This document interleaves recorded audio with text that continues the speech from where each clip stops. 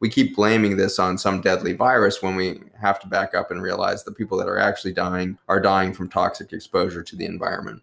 And so all of those pieces can be, tools to help people move from a state of fear to a really proactive realization of like, oh, I don't need to protect my kids from some dangerous virus. I need to protect my kids from the toxicity of human behavior. And so I need to move my kids into a clean environment for the next few months while this virus burns itself out, which it will. All coronaviruses disappear after, 18 months or so in human experience. SARS, MERS, all these big pandemics that have happened. They're just gone in 18 months because we develop a balance, a homeostasis.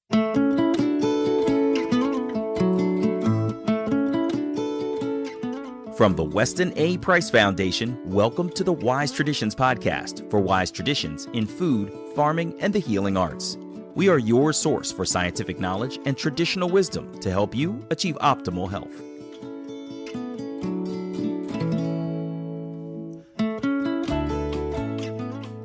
Hey, Hilda here.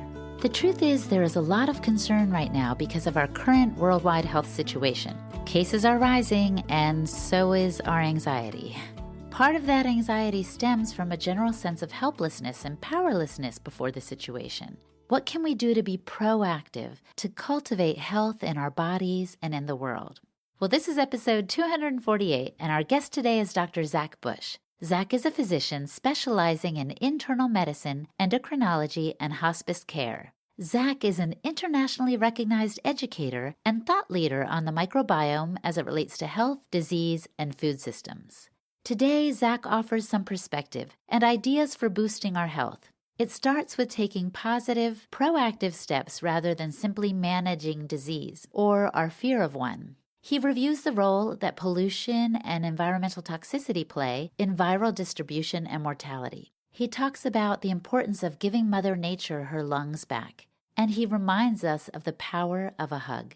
Finally, Zack suggests that the virus may be an adaptation of the body rather than an attack on it as it is generally perceived. Before we get into this fascinating conversation, a quick thank you to our sponsors. Green Pasture Products. If you're looking for a way to help fill nutritional gaps in your diet and give your immune system a boost, check out Green Pasture Products. Their fermented cod liver oil and high vitamin butter oil are a great natural source of vitamins A and D, as well as omega fatty acids. So boost your health today. Visit greenpasture.org to place your order. And this episode is brought to you in part by Grass-Fed Intestines with Tripe by Ancestral Supplements. Ancestral Supplements makes New Zealand-sourced nose-to-tail organ meats, bone marrow, and intestines in simple, convenient gelatin capsules. Intestines, stomach, tripe, and other gelatinous parts provide concentrated amounts of connective tissue, undenatured collagen, probiotics, and other gut-specific proteins that are now absent from the modern diet. So visit ancestralsupplements.com to see what they can do for you. Ancestral Supplements, putting back in what the modern world has left out. This is Holistic Hilda, and you're listening to Wise Traditions. Welcome to Wise Traditions, Zack. So glad to be here. Thanks for having me on. I want to hear about your personal experience these past few months. Yeah, it's been quite an interesting chapter for humanity. And, at the same time of recognizing the, events and the crisis that's affected so many lives, certainly on the health level, but I think much deeper and far more broad sweeping have been the damage done economically to so many families around the world. Millions of jobs lost and millions of families pushed towards the brink of really severe financial stressors that existed even before this event and have really been pushed beyond the brink through this. And a lot of tragedy unfolding in homes around the world regarding the stories of child abuse and sexual abuse that is unfolding with the increased stress and isolation and everything else unfolding. There's this sense of sadness for the world that's been there, and then that's been matched, I feel, and I hope really surpassed by an extraordinary human moment where we've seen such appropriate outreach and expansion of thought and awareness from humanity at large. And so our team, both at my for-profit companies and our nonprofits, are similar to what's been happening at Nourishing Traditions over the last decades, which is really preparing the world for this message, which is we have to have a resilient and sustainable future through a food system that's going to support human health, yes, but also a planet that needs to be co-created with rather than extracted and conquered. And so this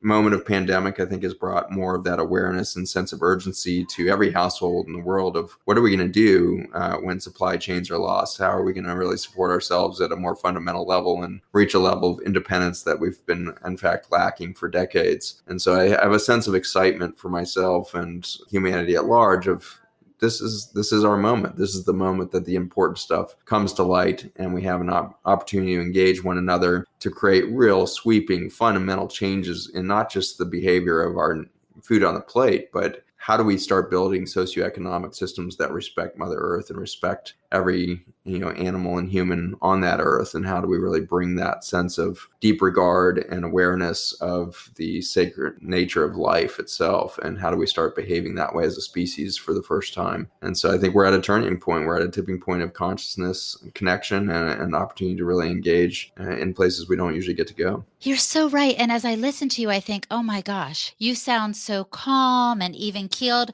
While in the meantime, the rest of us are going crazy. If we're not anxious, our families are. I was talking with my sister today and she was like, well, we're going to have a quarantine barbecue. And I'm like, what do you mean? She's like, well, we're all going to be near each other, but at a distance. And I was like, what is happening? Because she's afraid for her children. She wants to protect her children from any contagion. And I'm thinking, I see it quite differently. What do you do when people around you are really living in fear, Zack? Education is the best approach for me, and also just sharing my own experience and my own sense of peace about the whole thing, I think helps, but you also have to respect people with where they're at and understand that if they're coming out of fear, that's the journey they're on right now. And fear plays a potent role in change. I think it's very rare to see humans change direction without a sense of crisis or fear in the mix. And so if that's what it takes for our society to start to wake up and take care of our planet, then there. But I think that's how you can help somebody who's in fear around germs move towards more of a proactive stance, which is every viral stress that gets put out by biology is always a signal of adaptation. It's never an attack. Viruses have never attacked humanity in our history. Viruses are ever present. They are the vast majority of our human DNA is interacting with, if not completely constituted with virome genetics. More than 50% of the genes that make us human are inserted into our genome by viruses. Critical genes like stem cells and their capacity to be pluripotent to repair any organ in our body, that's from a virus that, in fact, an RNA retrovirus similar to HIV that endowed us with the ability for regeneration. And so helping people realize that we have the wrong story around viruses and germs is a critical piece of the puzzle for me. And so I've been on, constant education mission daily for almost 4 months now, getting out the message that the biome is always for life. It's always for biodiversification. It's always for adaptation. And so if we see new viral signals around the earth, we know that the biology is being stressed in a new way and looking for new pathways to regenerate, repair, and adapt. And that's exactly what we're seeing with coronavirus. It's adapting to new chemical stressors in the environment, and the illness that's coming down upon us doesn't have anything to do with the virus directly. The virus is actually quite benign. The vast majority of people that are exposed are asymptomatic, some 50% or more. Another 40% have mild symptoms that they're not even aware is corona. And then, there's this, 5 to 10% that will get quite sick, and 0.1% will actually,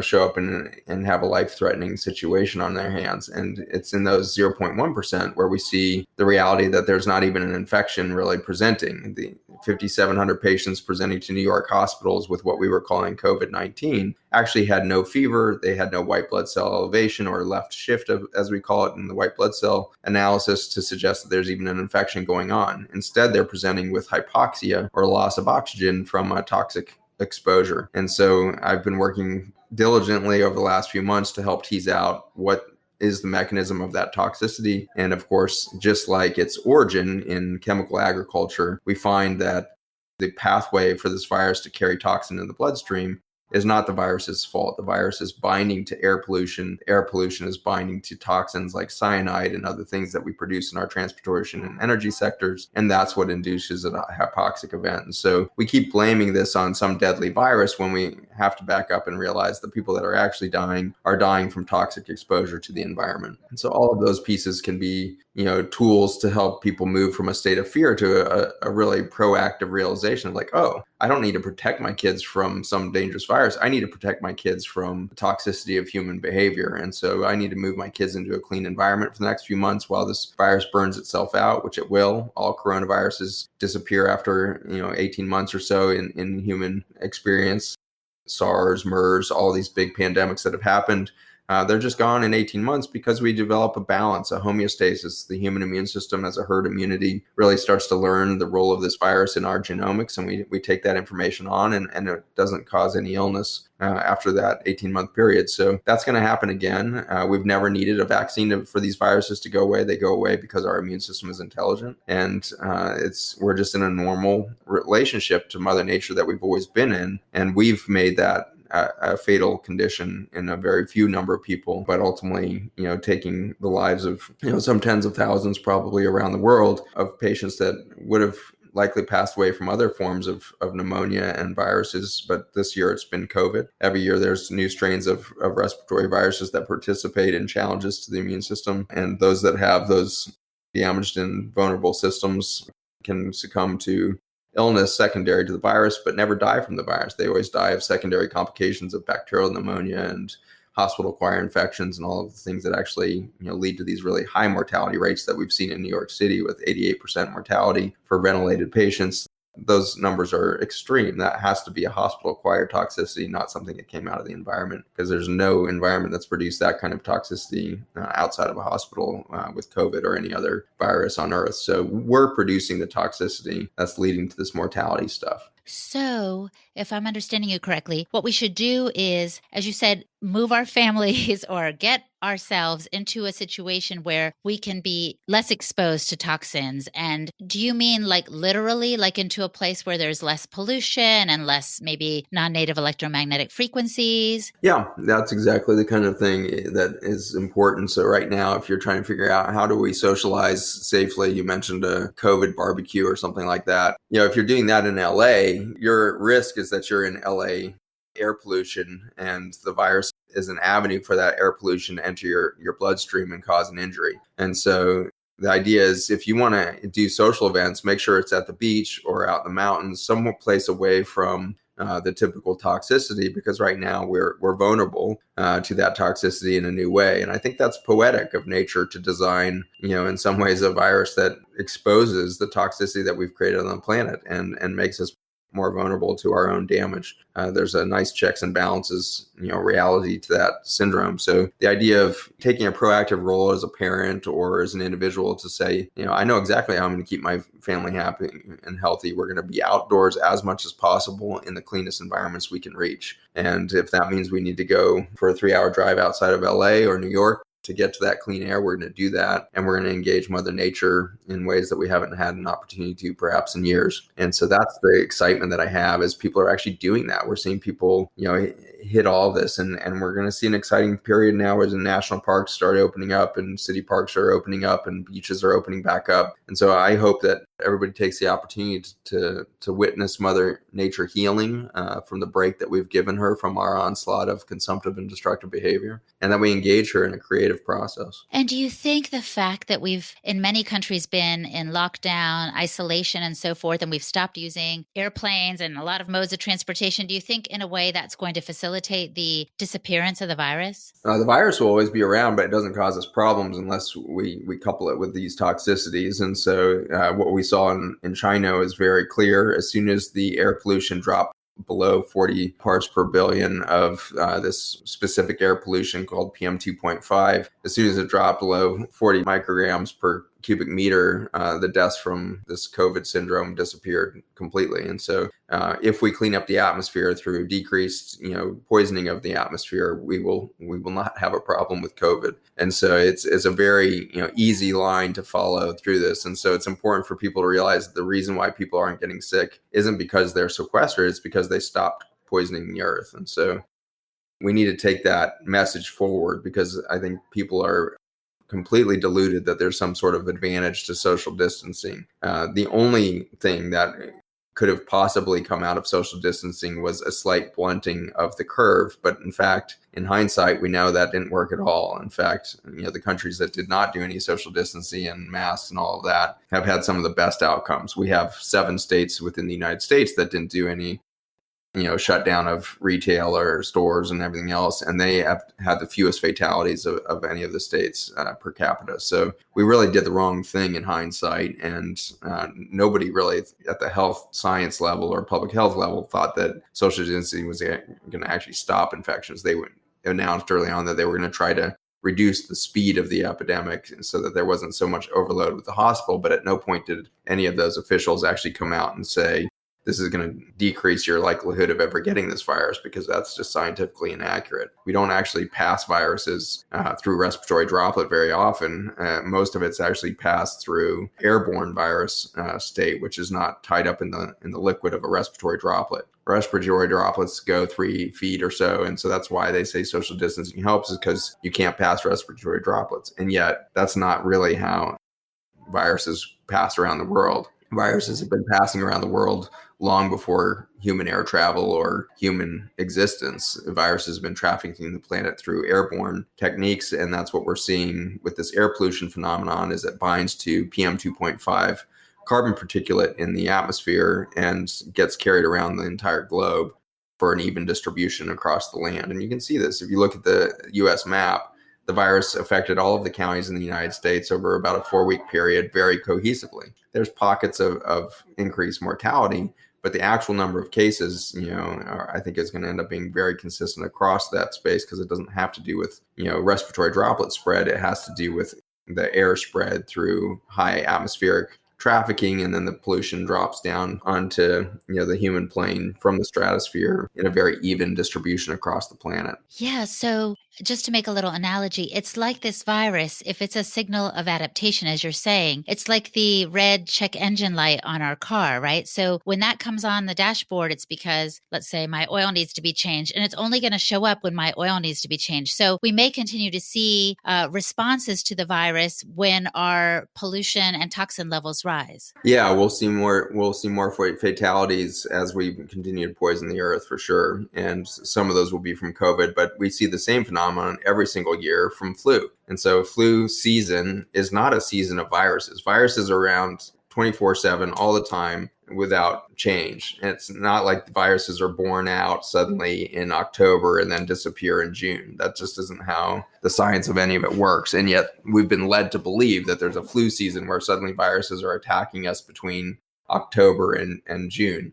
But if you look at the air pollution and CO2, methane, and carbon particulate in the atmosphere between October and April, it goes berserk, because we've lost the greenery in the fall and winter months that pull that carbon particulate back into the soils. And so we've always had this explosion of carbon in the atmosphere, and that carbon in the atmosphere is what we now call flu season. And we've blamed it on a virus, but in fact, we don't have symptoms of high prevalence of respiratory issues until the carbon particulate goes up in the air. So we've tagged not just COVID, but influenza as this annual experience, as if the virus was causing a problem, when in fact the virus is really an innocent bystander, if you will, of genetic information that's flowing to and fro between bacteria and fungi and human cells all the time. We have this genomic communication network going that we call viruses, but they're not living organisms. They don't attack physiology. They're integrated into our genomic code all the time and should be a benign experience, but for the toxins we tag onto that. And there's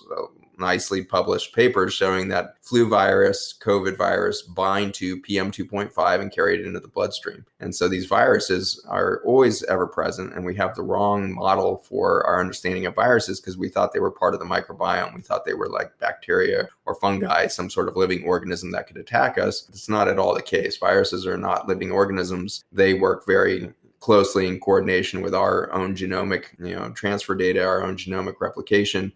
We produce these viruses, not nature. And so the human body is what has produced every single coronavirus that's affected any other human being was produced by a human being. And so the stress mechanisms that we're putting into the atmosphere through what we call viruses is very much an indication of the level of stress of the human biology. And the more stressed our systems are, the more of these genomic variants we're going to make over time, and the more viruses will produce for one another. And so it's not nature attacking us. We are literally producing the genomic information we need for adaptation and change. Well, you are one of several experts that I've interviewed on this subject, and you've actually been, kind of singing the same song in a way. In other words, I understand this concept, and yet I don't see it on other levels when I watch the regular news and hear the COVID task force from the president. Like, they have a different take on it. Is any of the information or is any of this perspective getting to them? Yeah, I've spoken to members of the task force, and there's ways in which we're trying to propagate information. Not just me, but many scientists around the country are standing up, and many doctors are standing up to say that the common dialogue in the media is so erroneous. It's completely got the wrong, backwards, very old science belief system. It's true orthodoxy of science, which should be an oxymoron. You cannot have orthodoxy in science. Science is an ever emerging, ever transforming, ever developing body of knowledge. And so you cannot have orthodoxy. And yet we created orthodoxy around germ theory. We applied it improperly to viruses, and that's being rolled out through every media channel in the planet right now, this belief that viruses can attack us. Viruses are a part of our genomic equation since the far beyond human origin. We need to stop damning these things, and we need to start understanding why we present with toxicity around viruses and how that relates to the pollution of our soils through our agricultural system, and how it relates to the pollution of our air and water systems and how we interact with those. Yeah, I couldn't agree more. And what I get discouraged by from time to time is thinking, we are going to keep up this social distancing. We're going to keep up the wearing of masks, some of these protocols that are really uncalled for and unnecessary, and they instill fear in people. 100%. That's why it's being done. Dr. Fauci and all these people at the NIH keep telling us the masks don't work, and yet they are mandating, or somebody's mandating through the government agencies, that people wear masks in all public places. So if they don't work, then why are we being mandated? And I think the answer is clear, is they want us to stay in a state of fear so that when they roll out a multi-billion-dollar vaccine or some other therapeutic intervention or some new spray that they can put into the atmosphere to kill viruses or whatever story they come up with,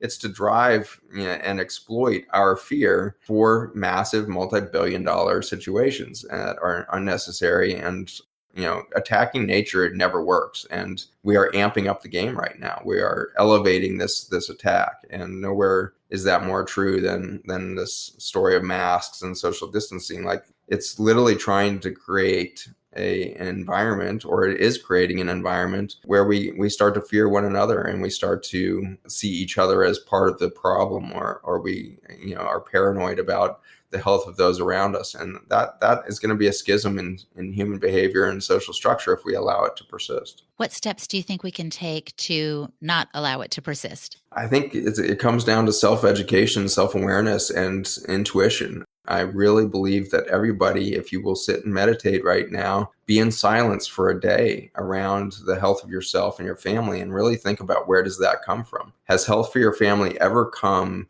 from a pharmaceutical bottle or a vial of a vaccine? Or is that where health comes from? No, that's disease management at that point. And so where does health come from? Health comes from within. And so at our clinic, for example, we started the Intrinsic Health series a number of years ago, and it's gotten really successful over the last few months as people have gotten isolated. We launched Biology Base Camp Community Connect, where we do small group coaching on intrinsic health. What are the elements of biology that produce a healthy human cell and subsequently a healthy human organism? And the answers are quite clear, that it comes down to fundamental changes with our relationship with our food, our water, our air, our movement. And health is going to come out of that space that's within you, rather than from some supplement box or some drug company. That's not where health has ever come from. Biology built health. Biology has this intrinsic capacity for repair, regeneration, and resilience. And what's challenging the human species right now is not some lack of health capacity at the biology level. It's the result of our disconnect from biology itself. We have decided to fight nature at every single avenue. We fight against bacteria with all of our antimicrobials, all of our alcohol sanitizer, which drives me freaking crazy. Stop trying to wipe nature off of you. Nature is there literally to nursemaid every human cell into its full potential. You can't have a neurologic activity without the bacteria and fungi being engaged. The bacteria and fungi produce, in concert with your endocrine system, some 90% of the serotonin and 50% of the dopamine that will fuel your brain. You have to have the microbiome present to have consciousness, to have mood stability, to have, that intelligent integration of sensory processing. All is coming from the microbiome itself. Stop trying to kill her and she will nurse you back into health.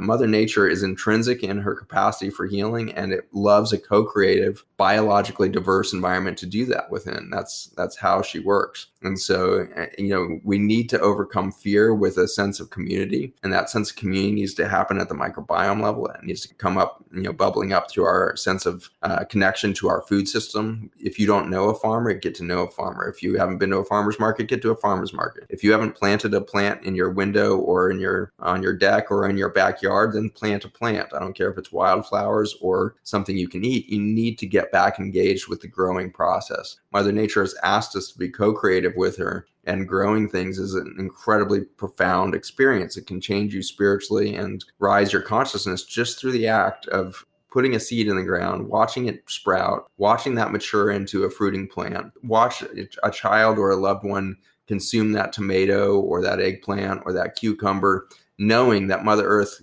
invited you into that process to provide that for the people you love. That's the journey of intrinsic health. It's written into our genomic code. It's written into the viruses themselves on how to be in community, how to be resilient and adaptive. And if we keep trying to sterilize ourselves away from that, we will die. What you're saying reminds me of the quote Dr. Price said, "Life in all its fullness is Mother Nature obeyed." Yeah, and we see that in our nonprofit, Farmers Footprint. Has been such a journey of education for me, being on these farms and listening to farmers talk all the time now. They say over and over again, when you try to fight Mother Nature, she always wins. And that's just an awesome line and I hear it reflected there in Weston's words. There is like, this is our very source of life. Life cannot be fought against. It isn't in opposition to anything. It is its own energy source. And if you put yourself in opposition with it, you're going to face dysfunction and ultimately disease and death. And so we have a lot to realign with, but it's so fast to welcome us in.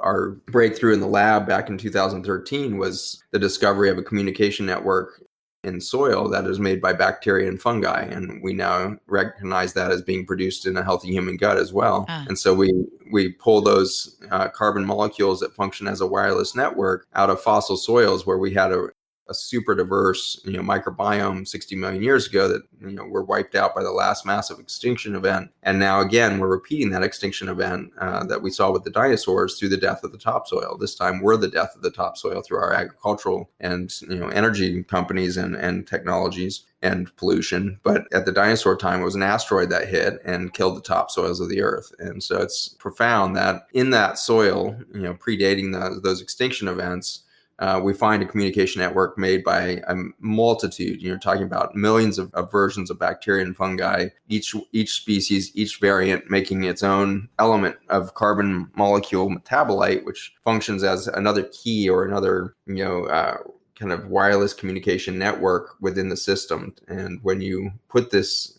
bacterial communication network back into play in human systems, you see human cells, even in petri dishes, start to repair themselves and regenerate, which has never been seen before. And so it's very humbling to find out that even at the cellular level, we only regenerate when we're plugged into Mother Nature's microbiome.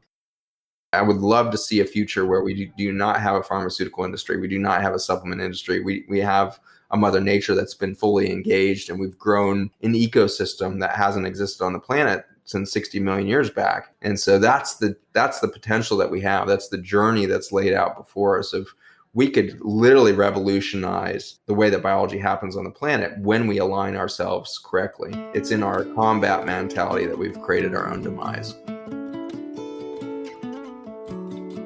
Coming up, Zack talks about the biological effects of isolation, the power of a simple hug, and how to plug back into Mother Nature to keep healthy. You're listening to the Wise Traditions podcast from the Weston A. Price Foundation. We pause now to recognize our sponsors. This episode is brought to you in part by Grass-Fed Intestines with Tripe by Ancestral Supplements. Ancestral Supplements makes New Zealand-sourced, nose-to-tail organ meats, bone marrow, and intestines in simple, convenient gelatin capsules. According to the great John Fire Lame Deer, the eating of guts evolved into a contest. Quote, in the old days, we used to eat the guts of the buffalo, making a contest of it. Two fellows getting hold of a long piece of intestines from opposite ends started chewing toward the middle, seeing who could get there first. That's eating. Those buffalo guts, full of half-fermented, half-digested grass and herbs, you didn't need any pills and vitamins when you swallowed those. End quote. Intestines, stomach, tripe, and other gelatinous parts provide concentrated amounts of connective tissue, undenatured collagen, probiotics, and other gut-specific proteins that are now absent from the modern diet. So visit ancestralsupplements.com to see what they can do for you.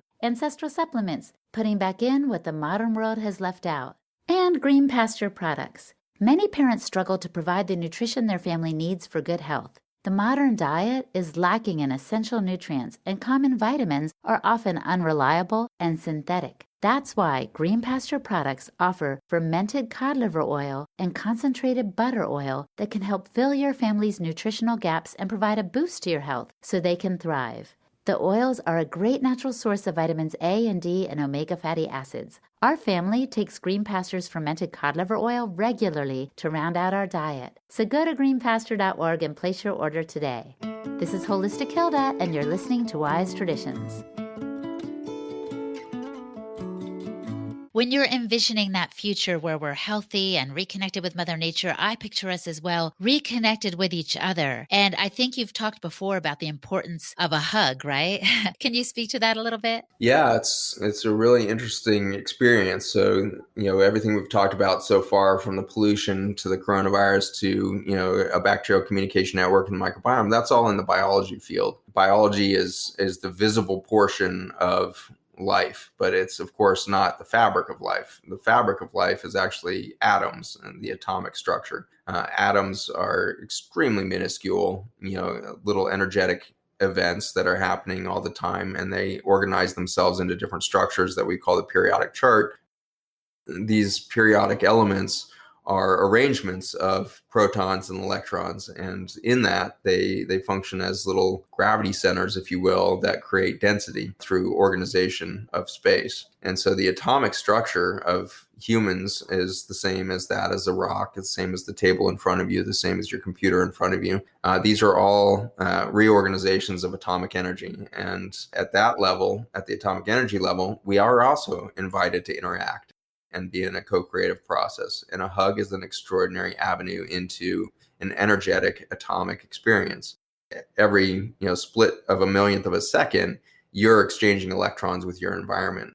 And when you go to give a hug, you're swapping electrons. You're literally exchanging data of your experience of your day, the love you may feel for that individual, the tiredness that might be in your bones today from just your incredible output, or your stress fatigue from financial stress and child stress and everything else going on in your life. You're exchanging that data when you get a hug or you give a hug. And so it's a powerful way to update one another's software, if you will, with the information that we've received today. And so that hug is your optimal update procedure in the day. If you're going to reboot your computer and update the software, make sure you get in a hug or 7 of them in a day to improve your function. And this has an immediate effect on our immune system. As we talked about earlier, this fragility of human immunity and mortality from otherwise benign signals like viruses are happening because we don't have enough resilience. And that resilience, or the lack of resilience, is from a lack of communication. You need that hug. A nice study showed that if you get more than 7 hugs a day, you have 30% less likelihood of ever having flu. And so there's this beautiful interaction between the human immune system, the microbiome, and the energetics of hugs that start to create this matrix of communication. The hug, you're communicating at the electron level. The exchange of genetic information in that hug also happens, where you can swap microbiome on the skin, you can swap it in your breath, and that's extremely important. The more robust you get in the exchange of information at the microbial level, the stronger your immune system function is, the more clear the immune system understands how to operate within the matrix of, millions of foreign species that are interacting with your body all the time appropriately. That balance is really achieved through biodiversity, not through isolation. And so the hug is a critical tool for healing. It's a critical tool for communication, critical tool for updating our own consciousness and exchange of respect for one another. Wow, you're right. And even if we don't know or understand all the physiology that you just described, I mean, we know that it feels good. There's something powerful that happens when we connect with each other. And I'm thinking of a person right now who lives all by herself. And, she feels like she's dying emotionally because maybe physically she's not getting that information exchange. She's not getting all of those electron interactions that she needs. Oh, that's definitely happening all over the world right now, and tragically in ICUs. I think this is the biggest humanitarian crisis I've ever seen in healthcare. I've never seen a situation where patients are dying alone in ICUs. That has never happened in my experience. I think in our lifetimes, we've never seen this level of fear induced over something that's harmless to the most people that will see it. It's a virus that is out there and is harmless to 50%, to the point they don't even have symptoms. Another 40% will have mild to moderate symptoms. And so, 90% completely benign, dangerous to 0.1% of the population. And yet we're treating this thing like it's, some horrible, variation of Ebola or something. And we've adopted that belief because of the misled medical treatments that are increasing mortality in our hospitals. New York hospitals are the worst place in the world to have COVID because there's an 88% mortality rate. Nowhere else in the world have we seen that level of mortality. And it's because we're using the most extreme measures for isolation that's ever been witnessed. And so the more isolated a system gets, the more dysfunction it's going to have. And so what that woman is experiencing is a version of that. And again, actually, if we look at the physics, it's coded right in the matrix of the scientific laws. The second law of thermodynamics, which is one of the most tried and true truths that we have in scientific experimentation, is a profoundly simple statement. The second law of thermodynamics said any system put in isolation will increase its entropy. Entropy is a physics term for chaos. Any system put in isolation will increase its chaos. That is a phenomenally fascinating and bizarre truth that nobody's really figured out why that is. If you take an atom and put it in isolation, if you take a molecule and put it in isolation, if you take a human cell and put it in isolation, it increases its chaos level. In fact, cancer is in fact a cell left in isolation. You can't get cancer until that cell is completely isolated from all of its neighbors and then goes into a proliferative state, thinking it's the last living life form to carry on its genomic code. And so a cancer cell is a desperately lonely cell trying to do damage control and trying to replicate itself before it dies. And so that's just true on the deepest level. And this woman is now experiencing that. In isolation, she is increasing chaos. And we've seen this as a form of punishment for thousands of years. The most severe punishment we can give is solitary confinement. And we're doing it to our elderly right now, our most vulnerable populations. We're doing it to our children right now, who are now isolated away from their friends at the most important time socially for many of these kids that are graduating from high school and college in isolation, taken out of some of their most formative social experiences for some completely theoretical fear at this point of death. No college kids have died from this in any sort of healthy state. You have to be profoundly disadvantaged at the biologic level before this has any threat to you under the age of 50. Well, and so that brings me to the point. One of the fears I see among all of my healthy friends is they're afraid that they're going to give it to someone because they consider themselves asymptomatic carriers, or they've heard that term. Is that a misunderstanding as well? Yeah, that's the fear paradigm right there. Again, humans are not the mode of transfer of viruses in all of history. Humans are very late to the show. We've only been here 200,000 years by the fossil record. Planet Earth has been here 4.5 billion years. The first viruses that we can track back through the fossil record and the rest are somewhere around 3.5 billion years ago. And so there was 3.5 billion years that passed before humans showed up, with viruses creating life and life abundantly all over the world and creating adaptation, biodiversification, all of this. And so we are not the primary vector for viruses, never have been. We support one another through communication of the virome. And so we don't make each other sick.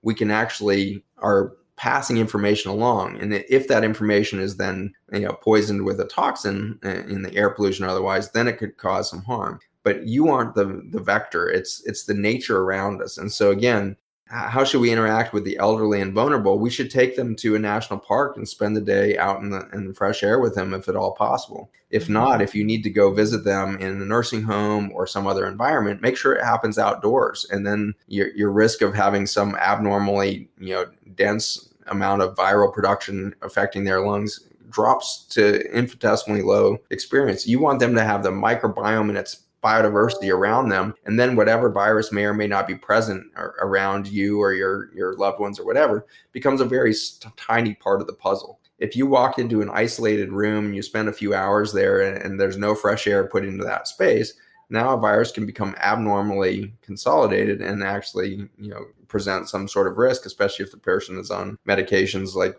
statin drugs and ACE inhibitors and the like. So the cardiovascular patients and all of them, are they vulnerable? Yes, because of their pharmaceutical predisposition and because of their isolation away from nature. And so if you're going to go and engage with elderly, get them outside, get them out in a wheelchair, push them out into the yard, enjoy space and time with them. It takes a considerable amount of time together, meaning like hours to days before there's any real risk. In South Korea, Italy, there's been many reports that have come out around the world that even healthcare workers that are in and around these patients that are dying from COVID, 12, 14-hour shifts are not getting sick. There wasn't a single hospital-acquired case of COVID noted in these hospitals. That's unusual.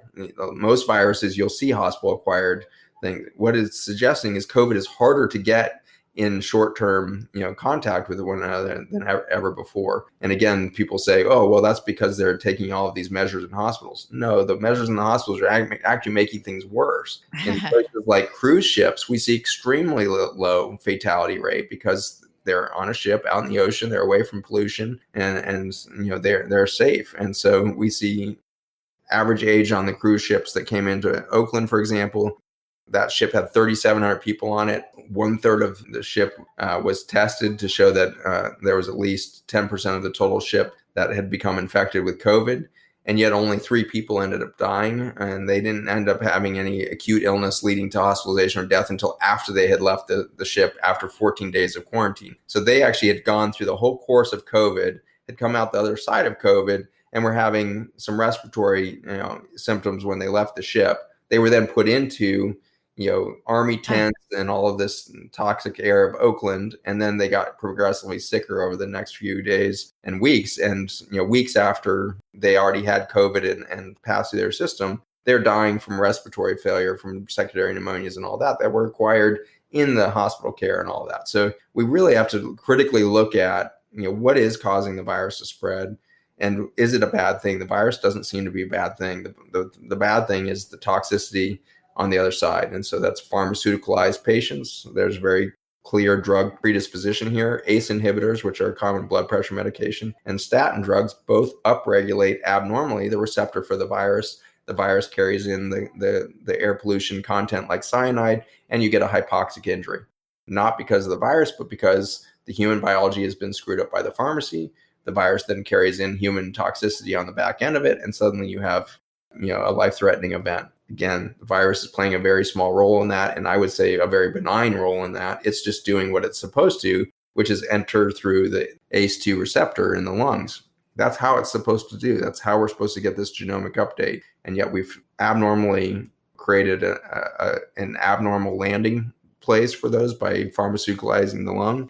And we've created a toxic potential for complications in the hospital systems.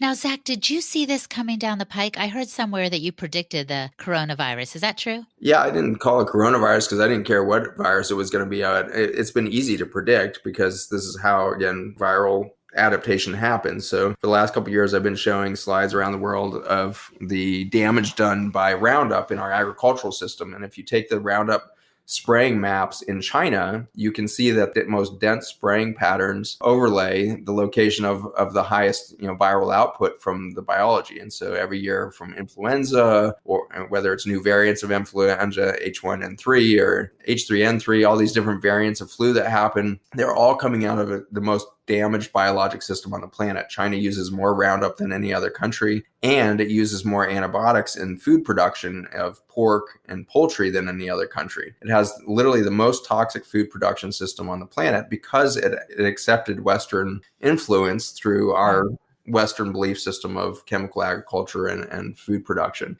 And so they've tried to go at scale with, pork and poultry production through things like, the chemical farms and feedlots and all of this. And they put out this massive biologic stress signal every year throughout the year of the just severe biologic damage done from the antimicrobials and the antifungals and antiparasitics and everything else that are dumping herbicides, pesticides, and the like, as all creating this. And so you show that map, and then you can show a second map of the air pollution that binds viruses and creates abnormal, clumping of toxins with viruses. And the air pollution map in China happens to be south of Beijing, as all the air pollution of Beijing and the surrounding cities push down into central China. Then you get a perfect overlap of the air pollution and the agricultural toxicity right in Hubei province, right at Wuhan, where this coronavirus was believed to stem from. So it didn't take rocket science or even any intelligence on my part. I just had to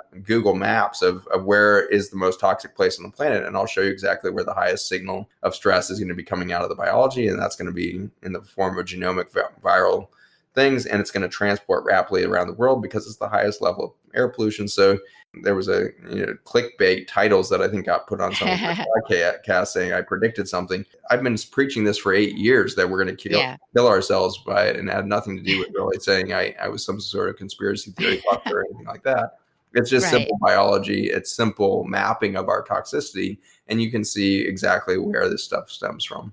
Well, it heartened me earlier when you said that you've been able to communicate some of your theory to, the powers that be and the COVID task force and all that. And so just imagine this scenario for a second with me, Zack. Let's say that someone in charge came to you and said, whatever you tell us to do, we're going to do it. What would you tell them to do? That'd be awesome. I'm so excited for that to happen. I'm sure it's going to happen. Somebody's going to just say, Zack, you should just run the world for 7 days. What are you going to do?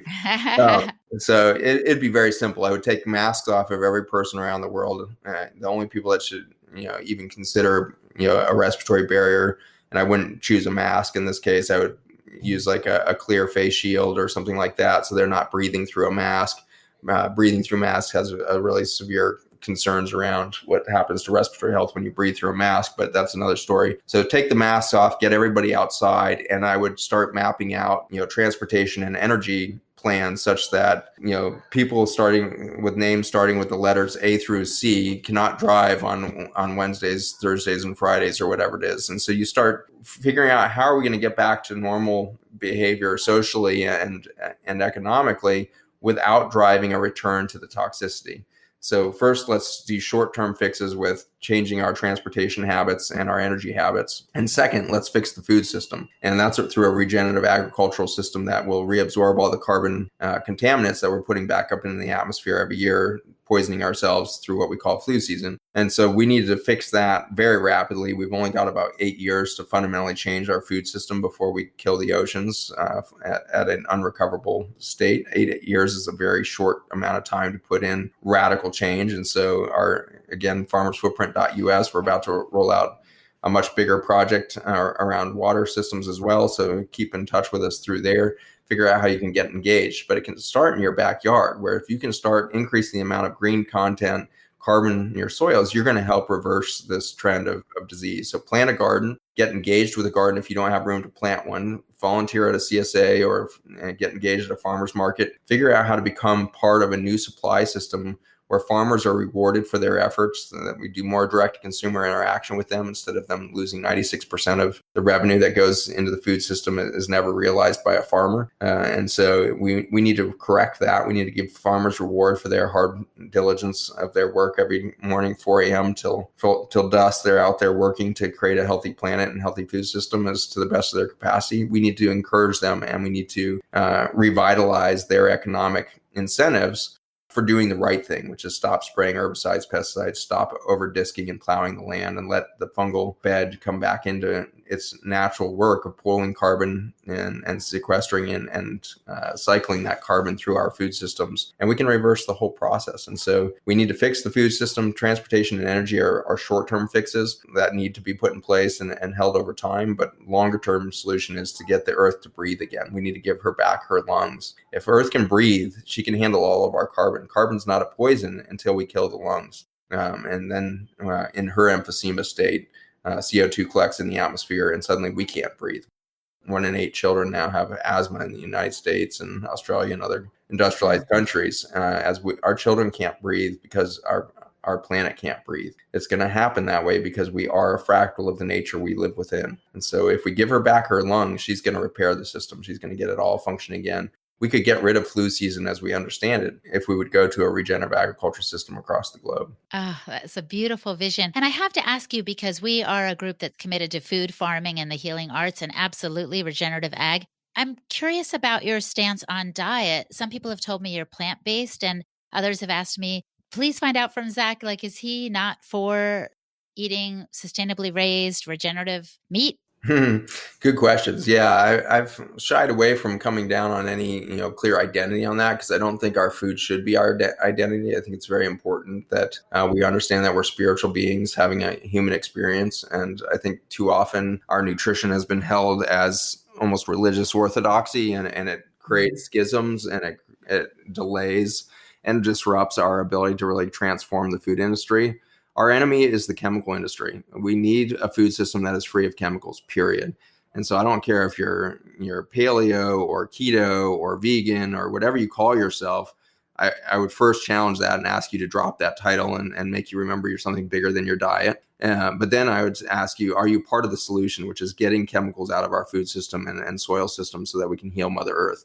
If you're part of that mission, I don't care what you eat, as long as it's real food and as long as you're supporting a system that supports a regenerative agricultural system. And so I really try to help people realize that this name calling and identity, pounding of the chest stuff is so useless and really is slowing us down. We need a concerted effort to join forces. The vegans should absolutely be supporting the paleo people and the keto people as long as they're saying we're going to eat real food. I have severe concerns that when people go paleo or keto, they end up spending a lot of their money and time preparing protein shakes of protein isolates from peas. That's not human nutrition. That's not anything nature designed. Stop doing isolates of anything and start doing whole food eating. And if that whole food plant-based system went on to feed a chicken that you're now consuming, I'm okay with that as long as that chicken was given its spiritual due. And I think that chicken doesn't want to be a food source. That chicken wants to be a coworker with us. And a chicken will have joy if it's given the opportunity to tend a garden and to tend the earth with its incredible composting capacity. I think a cow can be a really blessed gift to the earth and its regenerative capacity with its bifurcated hooves and everything else that it's got to work the land. It can be a huge piece of the puzzle. But if we're killing that thing at 6 months or 8 months of age, in the case of some of these animals, chickens are killed at 6 weeks of age. For broiler chickens, that's not letting that animal do its purpose. That animal didn't show up here as an energetic force to be consumed by humans. It showed up to be a real gift to the planet as well as to humanity. And so let those animals do their work before they're killed for human consumption. That would make me feel much better about the situation. I think we would heal the land faster if we gave those animals their due, which is allow them to be co-workers of the land. We need to see our animals and our livestock as co-workers rather than food. Collaborators, I've heard Joel Salatin refer to it as a kind of a choreography, a beautiful choreography. And it's like the dance has gotten messed up between us and the earth and each other. So there's a lot of healing work that needs to happen. And I appreciate all the advice you've given us, Zack. So I want to ask you the final question now. If the listener could just do one thing to improve their health, what would you recommend that they do? Get outside, get into nature and let her show you a path.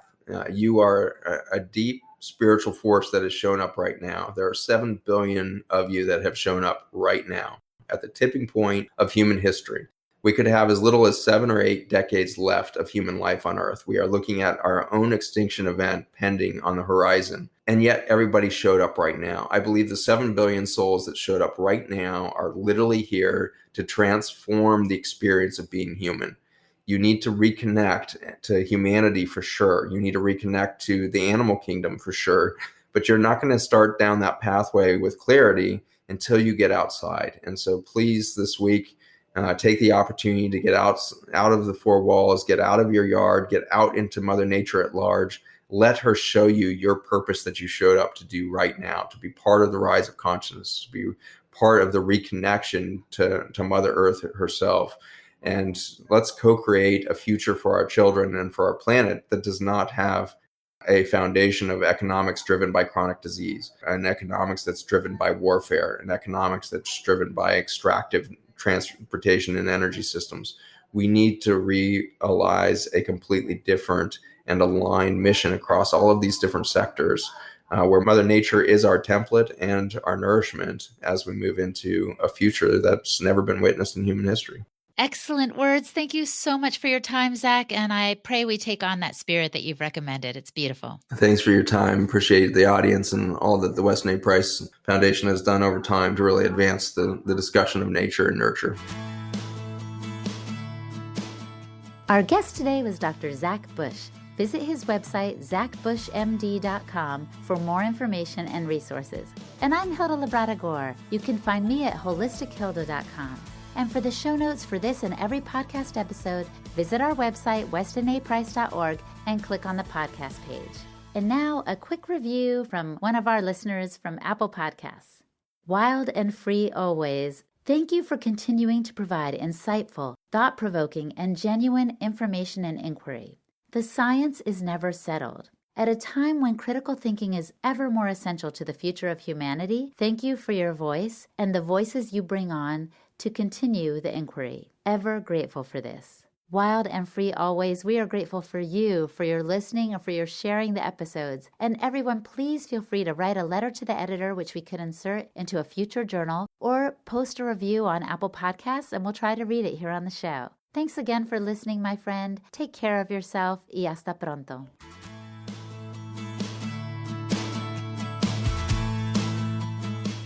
On behalf of the Weston A. Price Foundation, thanks for listening. We have many free resources to support you on your health journey. Visit westonaprice.org to find podcasts, articles, videos, and more. You can also find a local chapter near you for help in finding sources of great food. We invite you to support the Foundation's mission of education, research, and activism by becoming a member. Thanks again, and take care. Wise Traditions is a project of the Weston A. Price Foundation for wise traditions in food, farming, and the healing arts. The content on this podcast is provided for informational purposes only and is not intended to substitute for the advice provided by your doctor or other healthcare professional. It is not intended to be, nor does it constitute healthcare or medical advice.